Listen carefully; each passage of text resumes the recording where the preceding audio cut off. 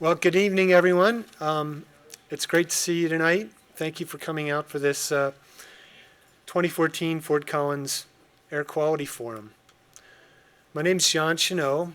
I'm currently the Vice Chair of the Air Quality Advisory Board for the City of Fort Collins, and if you don't know what that is, I'll explain it in just a moment. But first I wanted to explain to you what the purpose of tonight's forum is. It really has a twofold purpose. On the one hand, we have some interesting information to share with everyone about air quality issues in the city and about some really interesting new research that's happened locally.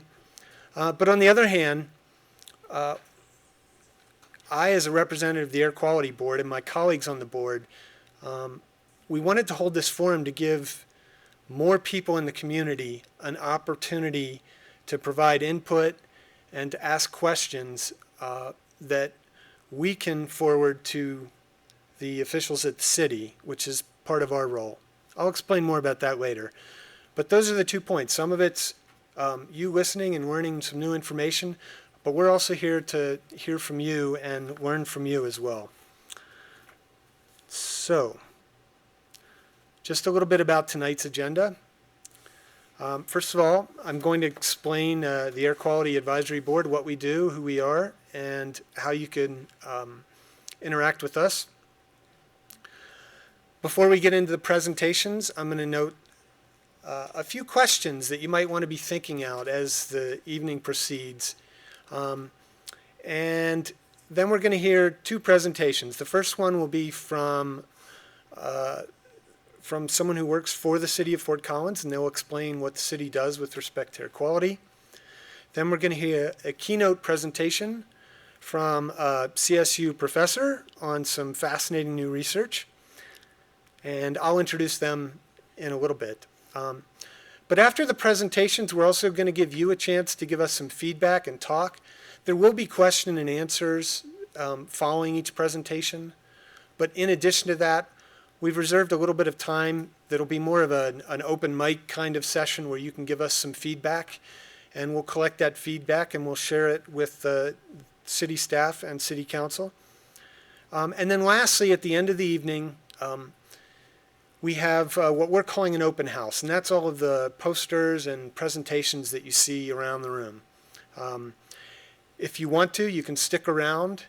We'll be here till at least 8:30. I've heard that some people are willing to stay a little later than that. And you can look at the posters, ask questions, take some things home with you, whatever interests you. So to be clear, you'll have an opportunity to ask questions of our presenters. You will also have an opportunity during our open mic session to give us some input.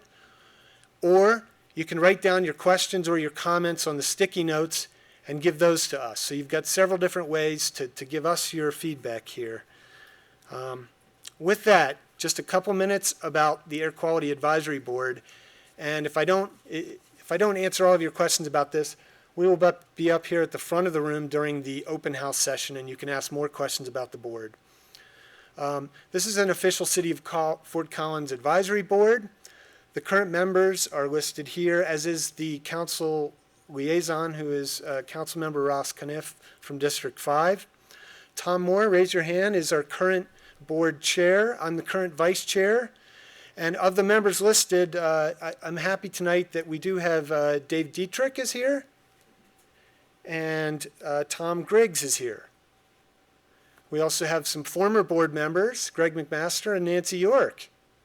You want to raise hands? We appreciate your service too.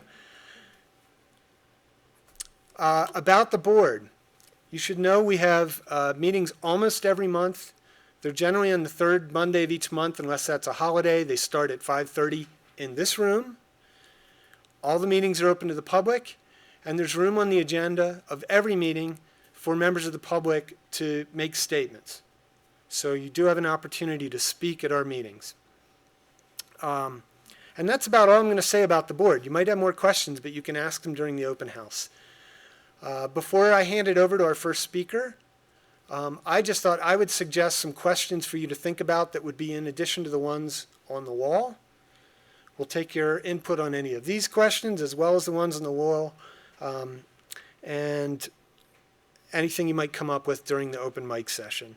But basically, what we want you to be thinking about is what air quality issues concern you, whether you feel like you know how to protect yourself and reduce your exposure to air pollution, whether you need more information and maybe what kinds of information that is, if there's anything you'd like to see the city do differently than you think it's already doing, and then of course, if you have more questions about the Air Quality Advisory Board and how we work, we'd welcome those questions as well.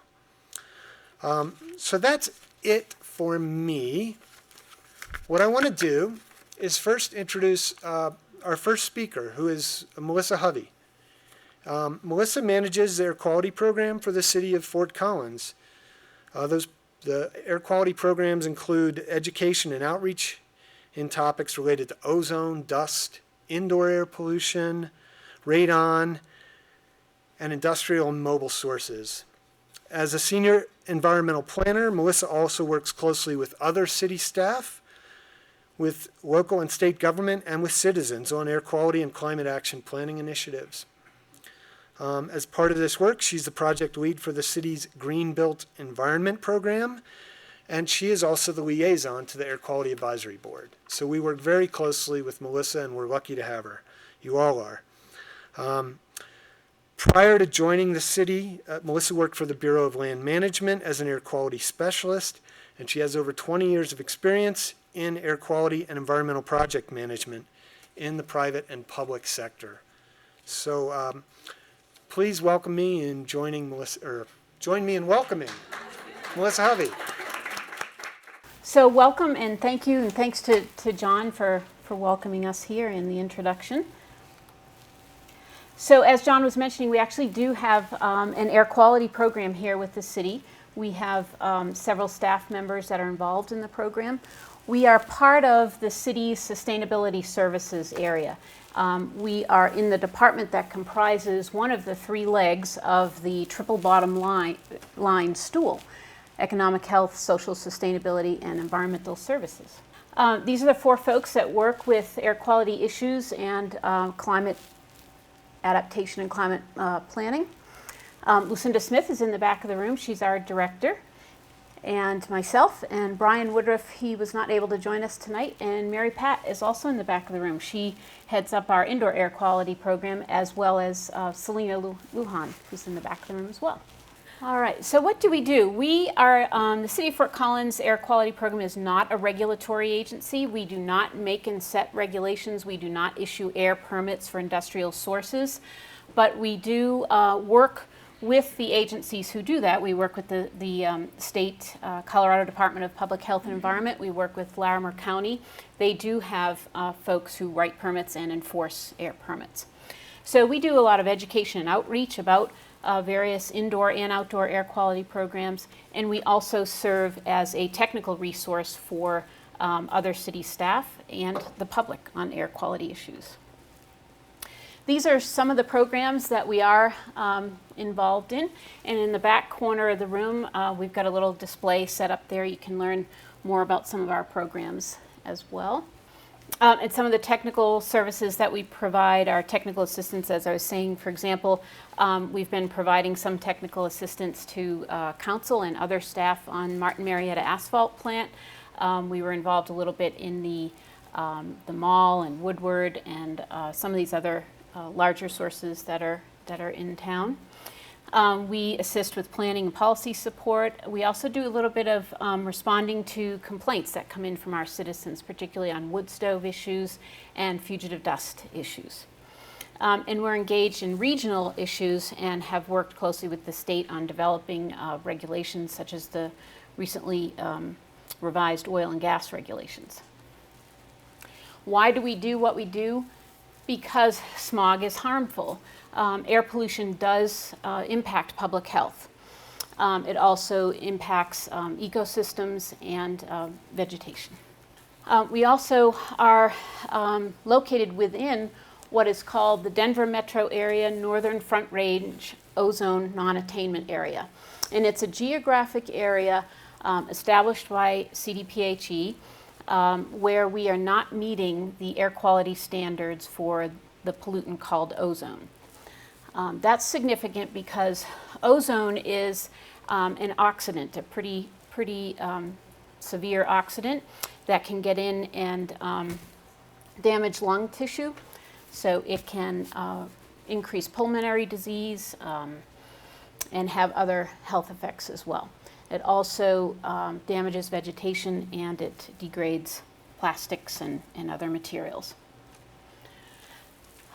This is a list of and categories of pollutants that are regulated under the Clean Air Act, and therefore by different state agencies, also local governments, and some municipalities also regulate air pollutants as well. So we have what's called the criteria air pollutants. Those were the first set of 6 pollutants established in the Clean Air Act, and most of the regulations are to control these types of emissions. There are also miscellaneous types of pollutants that are regulated under the Clean Air Act. I'd like to point out diesel particulate emissions. That's one that's been getting a lot of attention. Diesel particulate emissions are classified as a known human carcinogen. We also have a whole group. There's actually 187 listed hazardous air pollutants that there are regulations for. And then we have the category of compounds known as greenhouse gases, which contribute to global warming and climate change. What are some of the sources of these pollutants? We have both outdoor air pollution sources and indoor air pollution sources, and they're typically, when you're reading anything about air pollution, you'll see them grouped into these categories. Basically, anything with an engine or a motor is considered a mobile, or sometimes called a non-road source. That just means it has an engine and it burns a fossil fuel and produces pollutants. Industrial pollutants, or point source pollutants, are those sources of pollution, are those that we typically associate with a smokestack, manufacturing, a big power plant. Area sources are those sources that individually might be very small, but collectively in a region might be a very significant contributor to air pollution. So things like gas stations and dry cleaners, wood stoves, individually small, but collectively significant.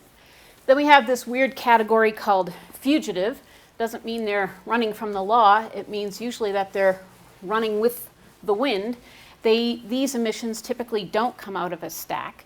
They might come out of a different kind of source, like agricultural tilling, farming, large herd of animals, and the emissions that come from a herd of animals. Sometimes upstream oil and gas leaks from tanks and valves and pneumatics are considered fugitive emissions. Construction dust and nuisance dust. Nuisance dust might be that kind of dust that you would receive from a neighbor who might be in their backyard cutting stone tile with a dry saw, and that dust blows into your backyard. And then we do have a variety of categories of natural sources of air pollution as well. These are some categories of indoor air pollution. In our homes, typically, we do have many sources of combustion. Again, anything that's burning a fossil fuel is going to emit air pollutants. One of the ones we may not typically think of is your car in your garage. Just sitting there, it's off gassing gasoline, as well as if you've driven in and idled for a minute. The materials in your home are off-gassing, usually VOCs, sometimes hazardous air pollutants. Stored chemicals also in your home, cleaners, deodorizers, paints, and solvents. Then moisture in your home can actually lead to the formation of significant pollutants. And then radon gas, particularly here in Colorado, is a very significant source of air pollution in homes. So our program here in Fort Collins, I mentioned we have both an indoor and an outdoor air quality program. We can't do it all with 4 staff, so we focus primarily, although we do address other issues and other pollutants, we do focus primarily on these 2 pollutants in our programs. This is a whole bunch of information on one slide that's kind of overwhelming. But when you look at it real quickly, This comes from the CDPHE's 2010 Air Pollutant Emissions Inventory for Larimer County. And these are all different pollutants. As I mentioned, there's all kinds of pollutants that we regulate and keep track of. But I picked 5 ones that I thought you might be interested in. And what I think is significant about this is there's a large blue area in most of these pollutant pies. And that source category is motor vehicles. So although quite often we notice what's coming out of a smokestack, and we want to blame what's coming out of a smokestack for most of our air quality problems. The truth of the matter is that motor vehicles, at least in this region, are a very significant contributor to air pollution. When we get to particulate matter, the story is a little bit different. This purple area here actually represents dust emissions from construction. So that's both the entrainment of dust from the soil as well as the diesel particulate emissions from that construction equipment. So what are some of the contributors to air pollution right here in Fort Collins? Of course, motor vehicles is a big one. We do have a couple of major industries, breweries, that have some significant emissions. We have some high-tech manufacturing here. We have both CSU and the city are contributors as well. Gas stations, and then non-road engines. Non-road engines is that category that includes maybe a diesel emergency backup generator or things like lawn and garden equipment, things that have engines and motors and burning fossil fuels but are not necessarily on a road. We are also affected here not only by local sources of air pollution, but also long-range transport from power plants that are within our region. We are certainly a downwind receptor from all the oil and gas development out in the Denver-Julesburg basin. We also, depending on the wind, can be a receptor of air pollution from the Denver metro area. And then we have quite a bit of agriculture east of us that contributes to poor air quality on some days here. I may blow through these slides fairly quickly, but for those of us that are kind of geeky and like data, this is from ozone monitors in the state from 1978 through 2012, and shows a variety of things over time. That in general, you could say, well, things have improved slightly with regards to ozone on a statewide scale. But we see something significant right around in here, where we had a dramatic drop. And that is probably most likely related to the economic recession, some would call it a recession, that occurred during 2009 and 10 and 11. But now as the economy is proving, we see things starting to come back up, ozone concentrations starting to come back up. 2013 also holds for that increasing trend as well. And this is for one of the ozone monitors right here in Fort Collins, and you can see that we for many, many years have been hovering right around that national standard. And for many years, the past several years, have also exceeded that standard. And that is what puts us into this category of ozone non-attainment. These are for particulate matter, PM10 2.5. It's very, very small particulate matter, usually actually in the form of an aerosol. The reason we care a lot about this pollutant is because it can penetrate deeply into your lung. Not only does it penetrate into the lung tissue, but it also can get into your bloodstream as well. PM 2.5, also the sources of PM 2.5 can carry a lot of PAHs, which are polycyclic aromatic hydrocarbons, which are carcinogens. Again, in general, if any of you read today's press on the American Lung Association report, they do an annual report, kind of the state of the air report, and we were given a very nice rating for particulate matter. However, that doesn't hold for ozone. If you'd like more information about our air quality programs and air quality in Fort Collins in general. There's a couple of places you can go on our city website. One of them is the dashboard, where we post quarterly the air monitoring data in town and kind of rate that on a scale. You can see that for this particular quarter, we actually gave it a yellow rating. We rate it red, yellow, and green. Ozone was good last quarter.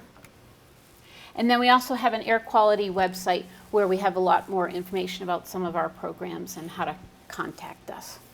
So here are some of the things that you can do to help air quality here in Fort Collins. One of the first things I would recommend that you do is to, this evening, sign up in the back of the room to have your home assessed by our Healthy Sustainable Homes program if you haven't done that already. That is a free service provided by the city. Mary Pat and Selena and one of their lovely volunteers will come to your home and actually do an indoor air quality assessment. They will bring you a radon test and they will walk around your home with you to look for ways to improve the indoor air quality in your home.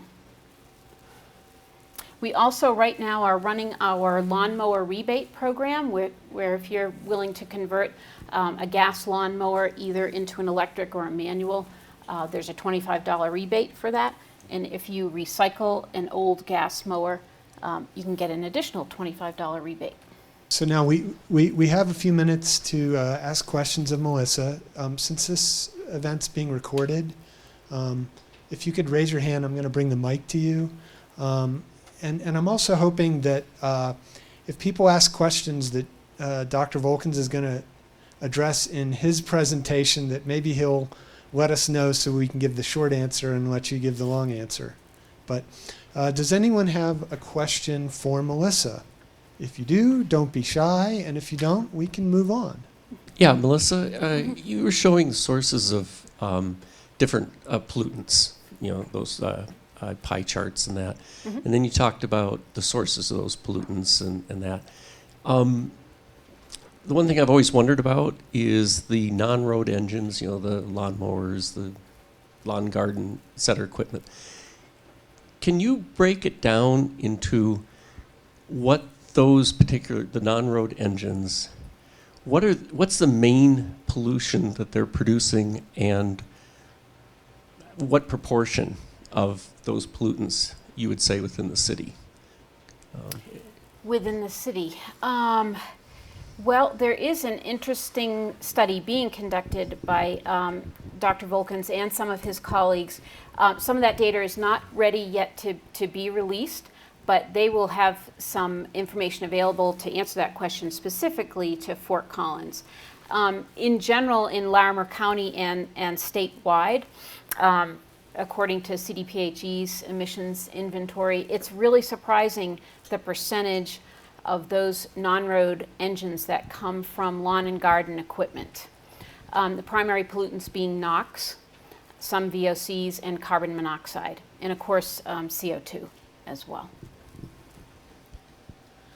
So was anybody so lost by the jargon and the acronyms that they're afraid to ask a really basic question? Because I know I would have been not so long ago. But any additional question? Here's a question. I bike and bus to get around, which I guess is great from what you're saying, as far as reducing my contributing to pollution to the environment. But given the other pollutants in the air, is it really healthy for a person, that healthy? Because I'm directly out there and I work up a breath, you know, to breathe and in traffic. So do you have anything to say about that? That is an excellent question and an awesome segue into probably what Dr. Volkins is going to be talking about with us. I think he will answer that question pretty well.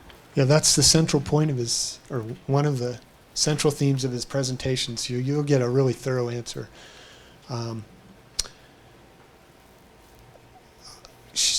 If there are no other questions, I'm going to introduce Dr. Volkins, and then you'll get the answer to that question. We're very lucky tonight to have a keynote presentation from Dr. John Volkins. John received engineering degrees from the University of Vermont and the University of North Carolina at Chapel Hill. And then after graduation, he went on to do a postdoc at the U.S. Environmental Protection Agency, the EPA, at their National Exposure Research Laboratory. And then in 2004, he joined the faculty at Colorado State, where he currently holds appointments in the departments of Mechanical Engineering and Environmental Health Sciences. Dr. Volkins also directs the Center for Energy Development and Health within Colorado State's newly formed Energy Institute. Please join me, got it right this time, please join me in welcoming Dr. John Volkins. And thank you, Melissa, for a wonderful introduction. I feel like I can breeze through most of my starter slides with such a great primer on air pollution. So let's do that. Let's breeze through some air pollution sources since Melissa's just talked about them. My list isn't nearly as comprehensive as hers, but certainly some things to think about here. Motor vehicle traffic. Although the air quality levels in Colorado and Fort Collins in particular are pretty good, we do have our sources, and motor vehicles is one of them. We have a need for electricity. The lights in this room are being powered mostly by coal combustion. We burn things in and around our homes, both inside and outside our homes. Our daily activities lead to air pollution being generated. No talk on air pollution. Can't mention oil and gas extraction, of course. Mother Nature has some interesting ways of making air pollution. On a high wind day like this, of course, we'll have particulate matter being generated. And even some of our state's great resources, like trees, will emit compounds that in and of themselves aren't harmful. When they react in the atmosphere, they can contribute to air pollution to some degree. As far as man-made sources of air pollution go, they really stem around our need for energy. Whether we want to build things, drive cars, heat our homes, cool our homes, turn our lights on, all of those energy needs are typically linked back to fossil fuels, and those fossil fuels contribute to air pollution.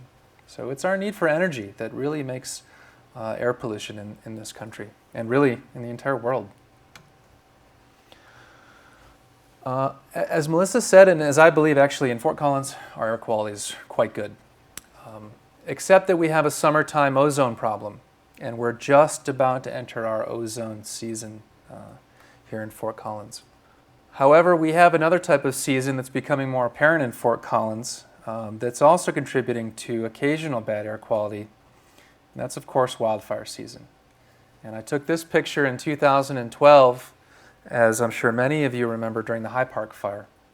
That was not a fun couple of weeks to have to live through. And wildfire creates a lot of air pollution. Mostly particulate matter is what we're worried about, but other forms too. This is a picture taken the same day from a NASA satellite in space. It's the Aqua satellite, and it's showing you the extent of the plume from the High Park fire. And I've shown the outlines of Colorado, Nebraska, and Wyoming, so you can just get a feel for how big that plume was and how much smoke that fire made. And of course, because in Colorado we get some upsloping and downsloping of airflow, like waves in an ocean, this plume was washed back and forth over the Front Range. And you can see that it extended all the way to the eastern plain of Colorado and into Wyoming. We study air pollution exposure at CSU, and it happens that in that month of June we were working on new air pollution sensors, trying to make it cheaper and more readily so that anyone, even citizens, can measure air pollution. This is one of the research themes of my group at CSU.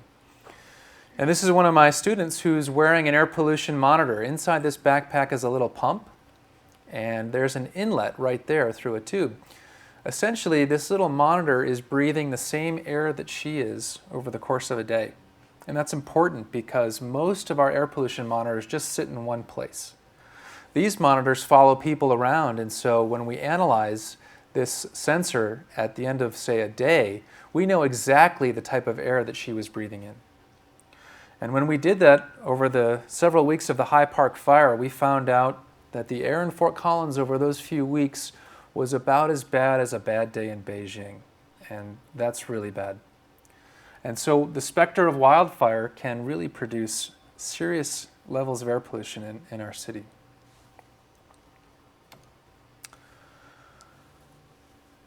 it's getting hotter, and that's also a problem for wildfire. As the planet warms up, we expect the specter of wildfire only to increase, especially in the Rocky Mountain West. This picture here is another satellite image from the Terra satellite, courtesy of NASA, and it's showing you for the month of July in 2012 what parts of the country were hotter or colder than normal. And as you can see, July in Colorado was very hot, and that led to very dry conditions and, of course, promoted those wildfires that we saw.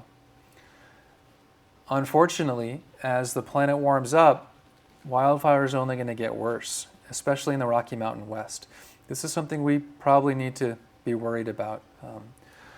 I don't think the High Park fire was an isolated incident. I can't tell you when the next fire is going to occur, but Colorado is going to be experiencing wildfires for the coming decades. It's not all bad. We're working on this. So at CSU, we've recently formed a research team to look at wildfire. And the goal of this research team is essentially, can we develop tools, products for the city of Fort Collins, for the state of Colorado, for the federal government, to not only adapt to wildfire, but to be able to predict where wildfire is going to be worse and to help citizens protect themselves from wildfire. It's a complex problem, so we have a multidisciplinary team here. Monique Roca from Ecosystem Science and Sustainability, my own colleague Cheryl Magziman from Environmental Health, and two new professors, talented atmospheric scientists, Jeff Pierce and Emily Fisher. So together we're going to start looking at wildfire, especially in the state of Colorado, and we'll try and develop products that can help you protect yourself. I do have some recommendations, so I won't leave you high and dry today alone. What happens when the next wildfire hits Colorado and the smoke gets carried into Fort Collins? Here are some things you can do to protect yourself. The first is obvious, it's to stay indoors. The outdoor air pollution typically does not penetrate indoors as effectively, and so concentrations indoors will be lower than concentrations outdoors. You also want to keep your windows closed, and if you have a whole house fan or air conditioning or even a gas forced air heater, turn it on. Don't turn the heat on, obviously, in the summertime, but your whole house fan usually pushes that air through a filter. And so as you're moving air through your house, you're filtering it and you're knocking down the air pollution levels. We're primarily concerned about particulate matter in the smoke. And your fan can actually knock down those particulate matter levels. You also want to stay informed. The state of Colorado monitors where smoke is going and whether or not it's a problem in your area. And so CDPHE, the Colorado Department of Public Health and Environment, has a website dedicated to these smoke episodes. You don't want to exercise, unfortunately. One of the great things to do in Fort Collins is to exercise. During those smoke-impacted periods, you want to avoid labor-intensive work and absolutely do not exercise outdoors. The faster you breathe, the more smoke you inhale. And the last thing you can do is if it gets really bad, you could consider using something called an N95 or an N99 respirator when you are outside. That can help protect you from the smoke. What are these things? So that's a picture of an N95 respirator. They're sold at the hardware store. N95 means 95% effective against particulate matter, which is one of those pollutants we're worried about in the smoke.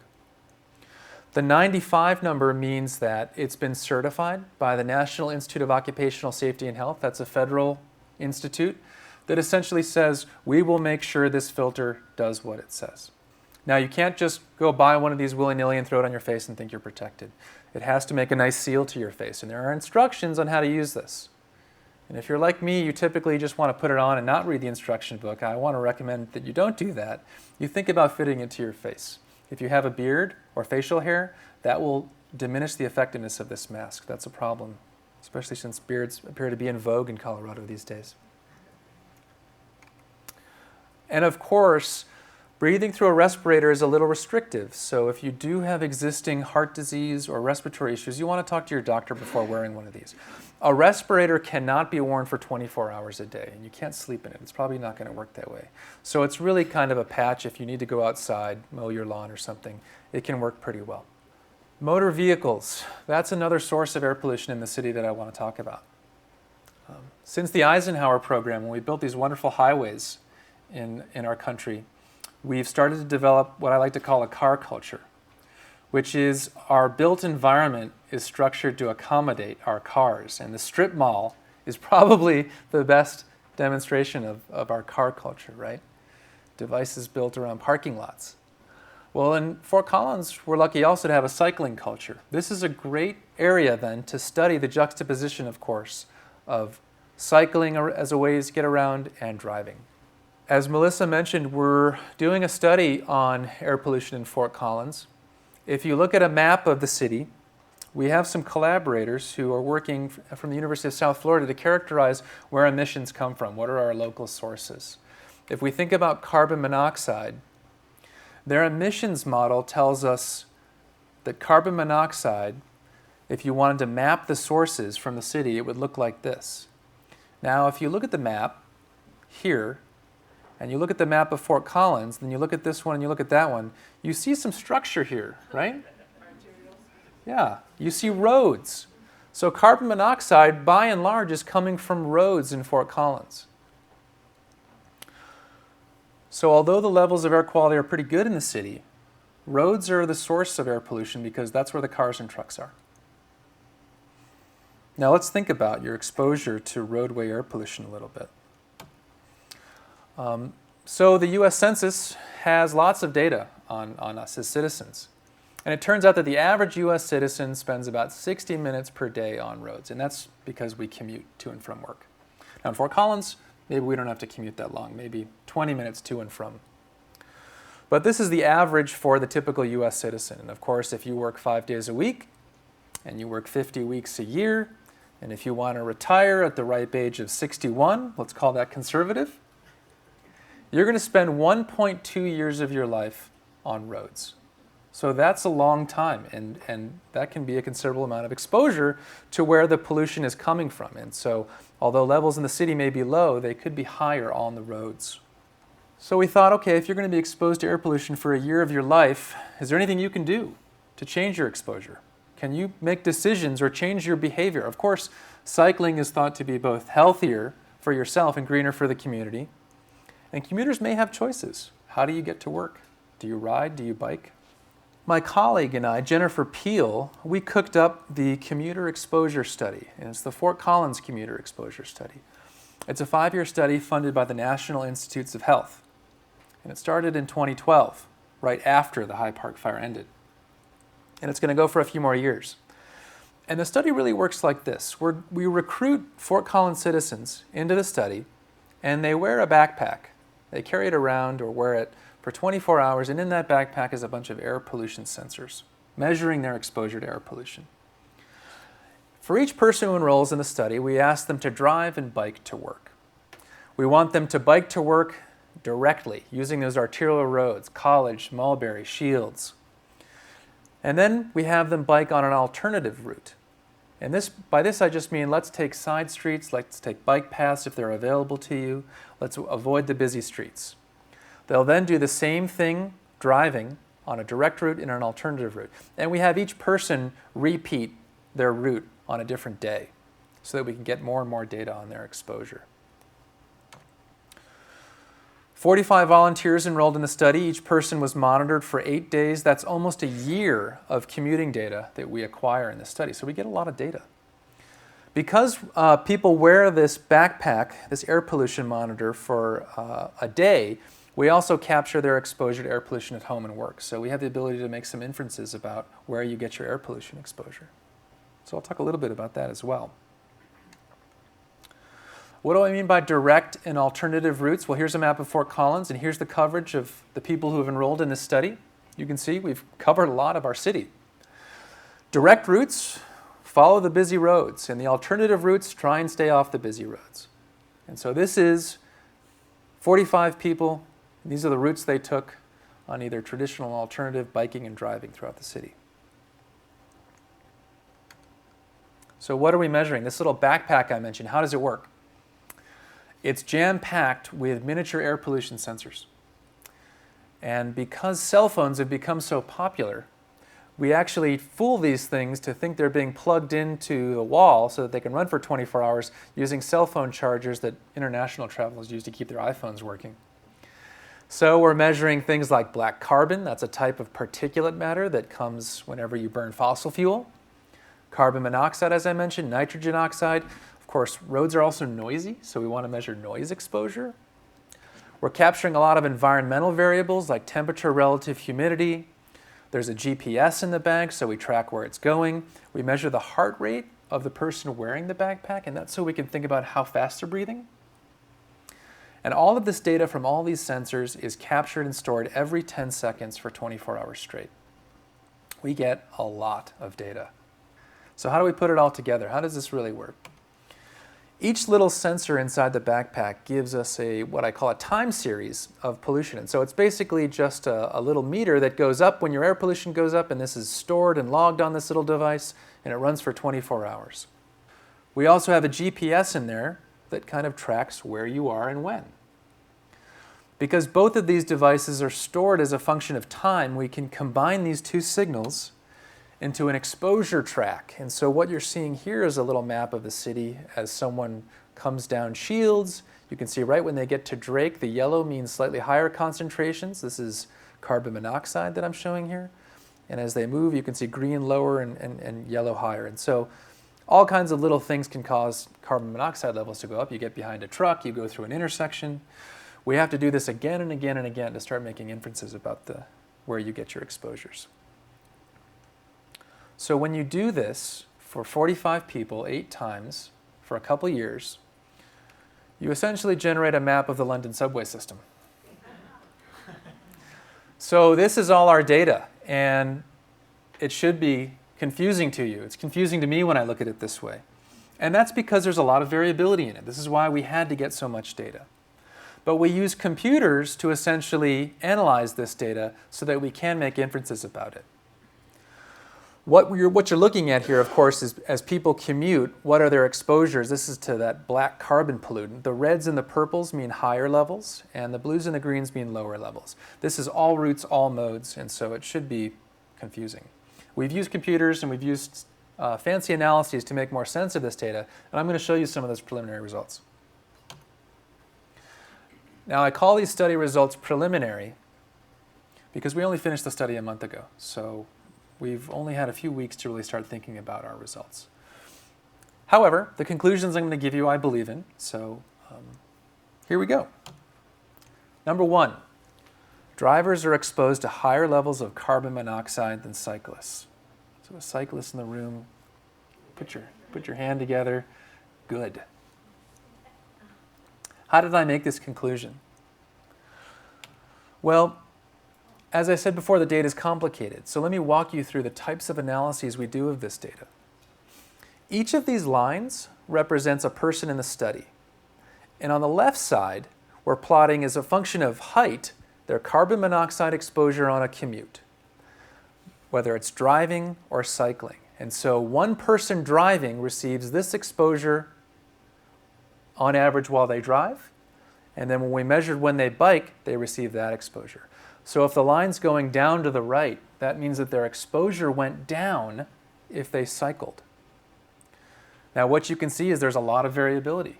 Not everyone's the same, not every route's the same, not every day's the same. But by and large, most people had lower exposures when they switched to cycling versus driving. That's not true for everyone, right? A couple of these yellow ones, they actually went up a little bit. This is typical of this type of study. The same thing doesn't happen for the same person every day. But for 4 out of 5 people in the study, they had lower carbon monoxide exposures. That's a pretty strong conclusion. And you can see they're all kind of clustered lower and generally tend to be higher when you're driving. So I can make that a little more clear to you. And well, what's the difference between driving and biking for carbon monoxide exposure? We found out that driving on busiest roads, that's what I'm calling this red car here, is the highest exposure you're going to get to carbon monoxide. If you drive on a side street, instead of driving on a busy road, you lower your exposure by 20% on average. If instead you bike on a busy road, and this is something I found interesting, if you bike right next to that car on a busy road, you still lower your exposure by about 40%. And that's probably because one car is lined up right in front of the tailpipe of the next car. And just being 6, 7, 8 feet over in that bike lane actually protects you a little bit from that carbon monoxide exposure. And of course, if you bike on an alternative route, you get 60% less carbon monoxide exposure. That's great. This is the kind of result someone like me loves to give to someone like you. Bikers are making the world a better place and they're protecting their health. It's just, everything's good. Science is rarely that kind, though, to researchers. Study result number 2 is that cyclists are exposed to higher levels of particulate matter than drivers. So the waters are a little muddied here. Remember that motor vehicles emit lots of different sources of pollution: nitrogen oxides, carbon monoxide, particulate matter. And it turns out that cyclists get higher levels of particulate matter than drivers. Why is that? Well, probably because the car's envelope can keep those particles out more effectively than it keeps the carbon monoxide out. And so cyclists don't have that protection. They're right there on the roads. Same type of plot before, showing you changes relative to driving that direct route. I show the data this way because I assume most of you probably take Shields, Mulberry College. Those are where the speed limits are the highest. That's where you get there the fastest. So if you, instead of driving on a direct route, you drive on an alternate route, you lower your exposure to particulate matter, and it's black carbon particulate matter I'm showing, by about 20%. If you bike on those major routes, you get exposed about 20-25% higher than the car. And if you bike on an alternate route, you get a little bit more exposure. Okay. So there is some daylight here. Bicycling on the alternative routes doesn't seem to be as bad. So stay off the busy roads is probably one suggestion I give you. Another suggestion I give you, all of this data was taken during rush hour, when pollutant levels are highest. And so if you bike on off-rush hour times, you will also lower your exposure.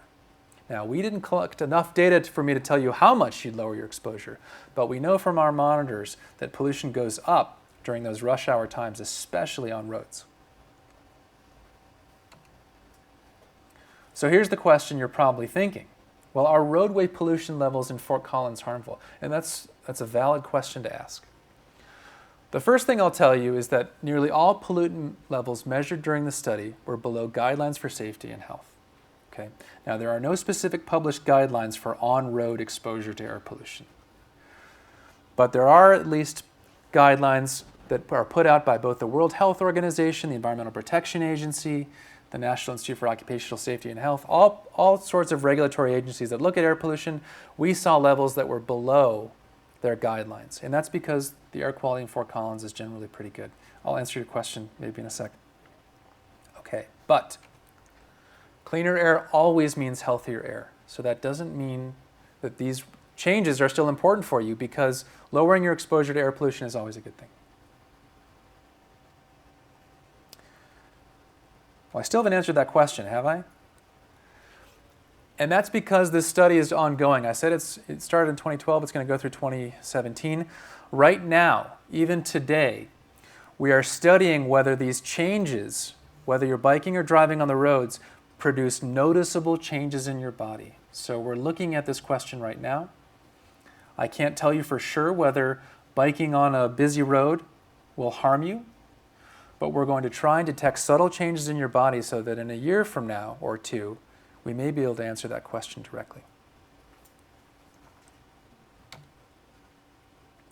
Here's the third result from our study.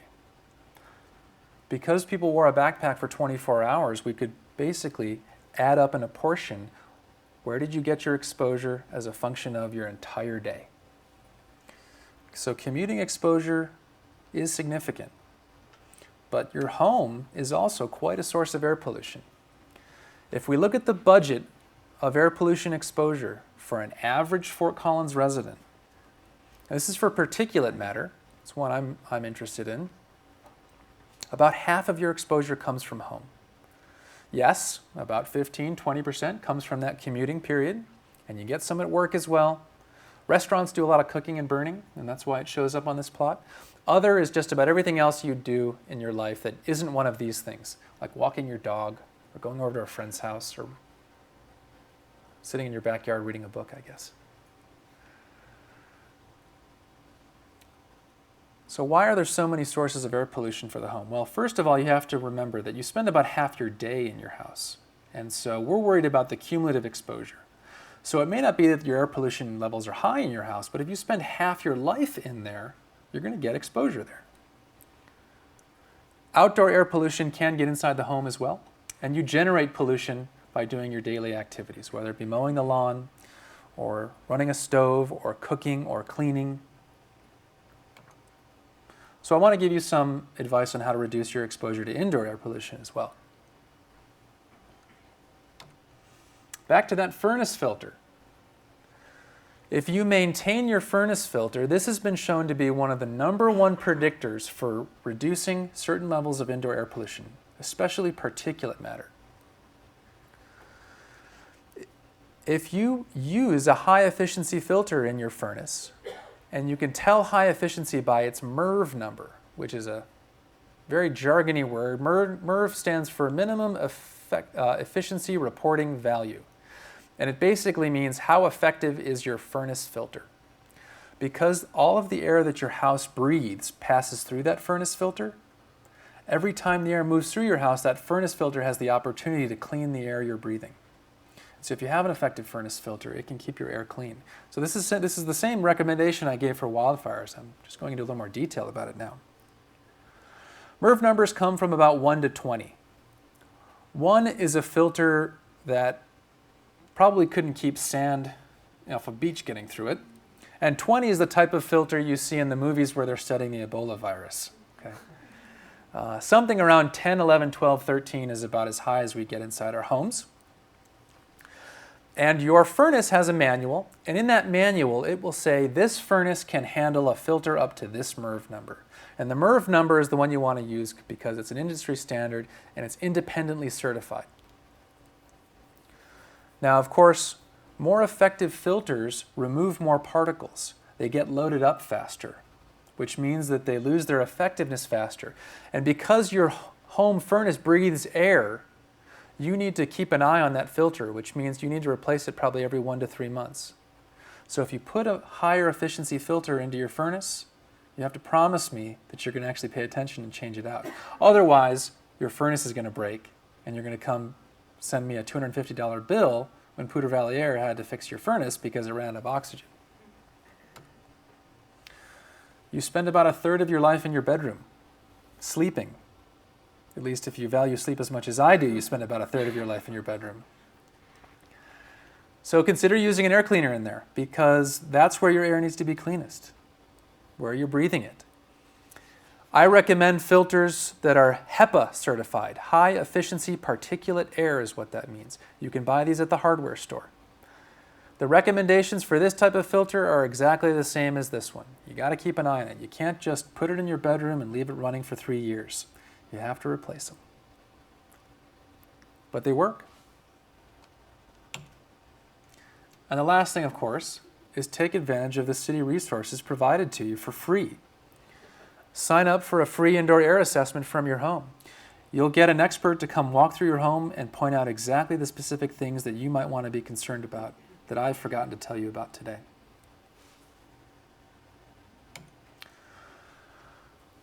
I didn't do any of the work I just showed you. I thought up the ideas with my collaborator Jennifer Peel and Amy Stewart.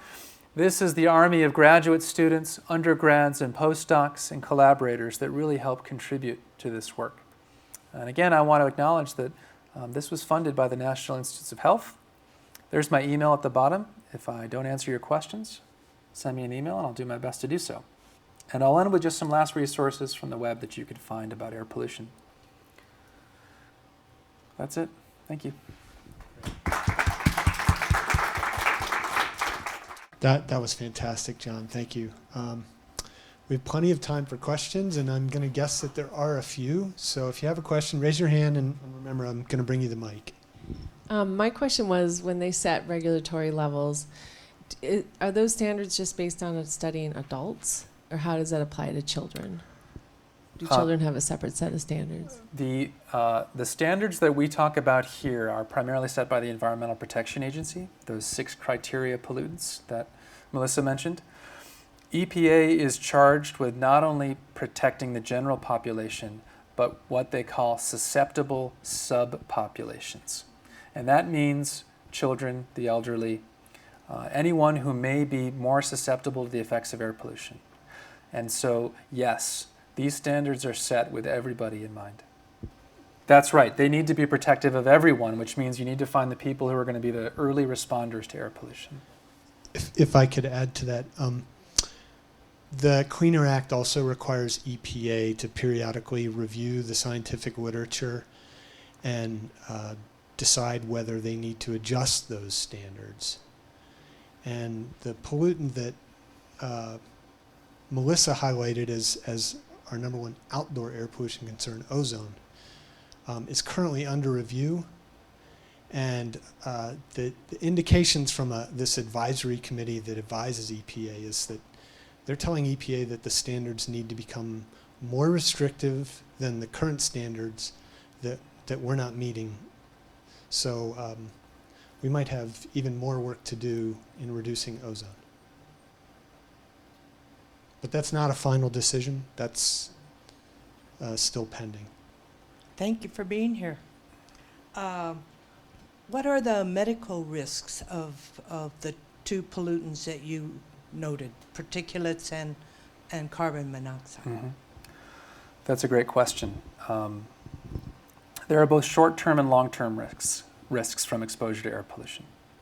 Short-term risks are typically for those people with existing chronic diseases like asthma or COPD. If air pollution gets worse, those people tend to have the first problems.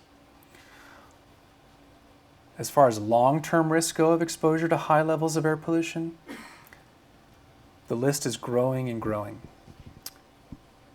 The World Health Organization thinks that particulate matter air pollution is the 4th leading cause of disability and death on the planet. Now that's because in the developing world, particulate matter air pollution is really bad.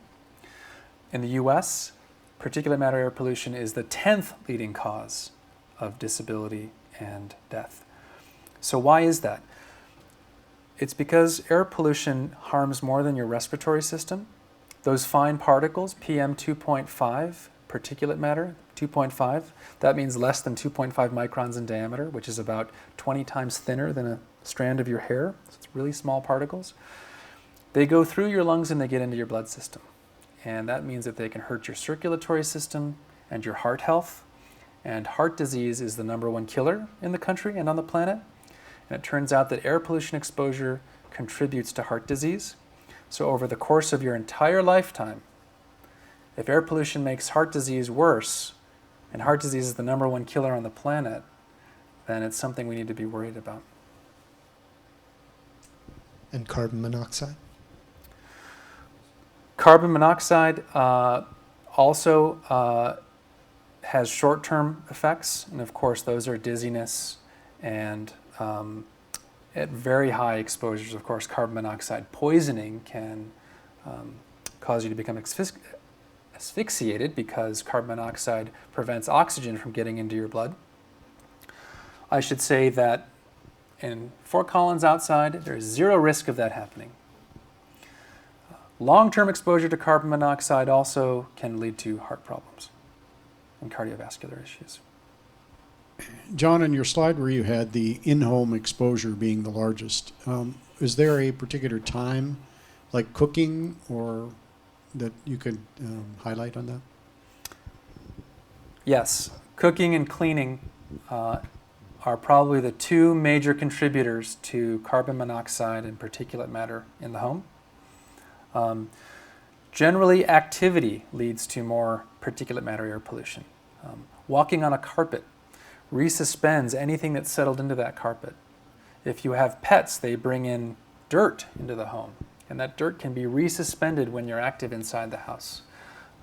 We have not looked closely enough at the home data to recommend other sources, but we know for sure because we see 6 p.m. and we see a spike go up when they make dinner, and we ask our participants, what were you doing then? We know that those activities are leading to higher levels of indoor air pollution. John, I was looking at your map of with the different colors on it, the London subway system, and I just my eye was drawn to the red areas, of course, and I noticed that those often coincide with train activity, where you have people stopped waiting for trains or trains moving through or whatever. Could you talk about, is that a pretty big source in the area, and are there particular health concerns? Melissa mentioned the diesel particulate. So trains are powered by diesel fuel.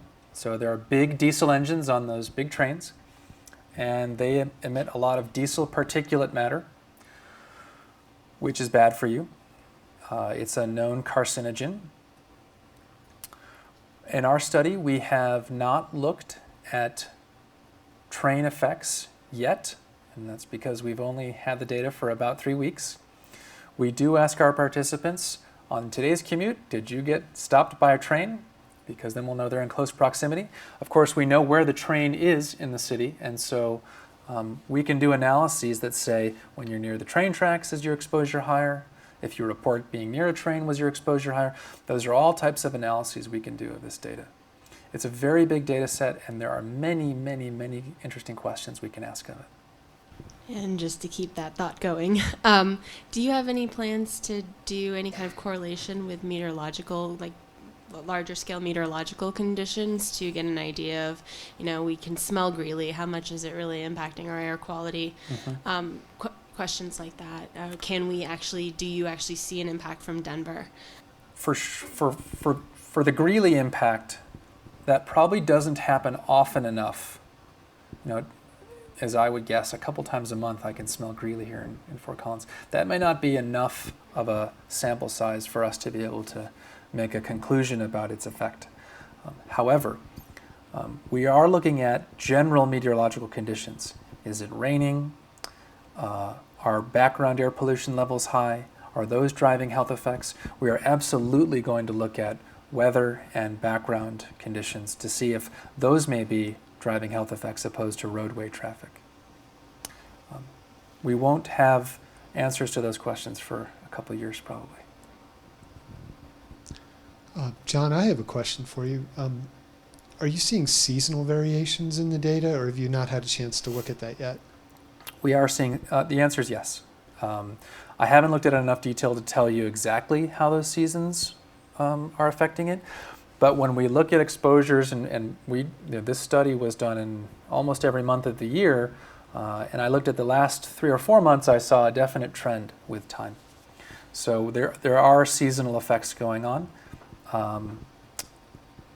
And I would say from winter until just about March, we saw a decline in the air pollution exposures we saw on the road. Now, that doesn't mean that air pollution suddenly got better in Fort Collins over that time. It just means that we saw lower exposures for people on the roads. Yeah. We will be able to answer that question eventually. Well, first, I so appreciate you presenting on all of this. It's really interesting coming from an indoor air quality perspective. In terms of your study, what do you think we can expect when writing MACs? That's a really good question. As far as I know, the MAX buses are running on natural gas, which if you're going to burn a fossil fuel, that's the cleanest one you can basically burn.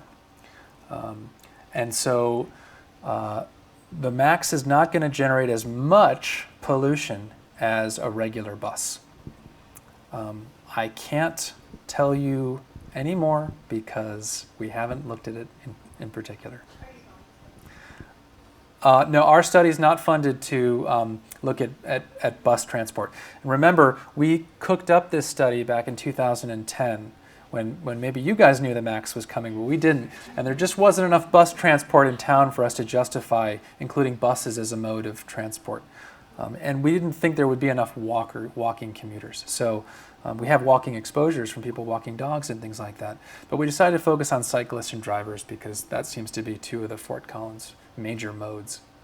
I thought this was fascinating, even though I do a lot of this kind of work. This is all brand new to me. We're really lucky to have CSU doing this kind of research here. Don't think for a minute that it's happening all over the place, because it's not. This is really groundbreaking work, and it's very interesting, and we're lucky that it's happening here. Join me one more time in thanking both Melissa and John. Thank you all.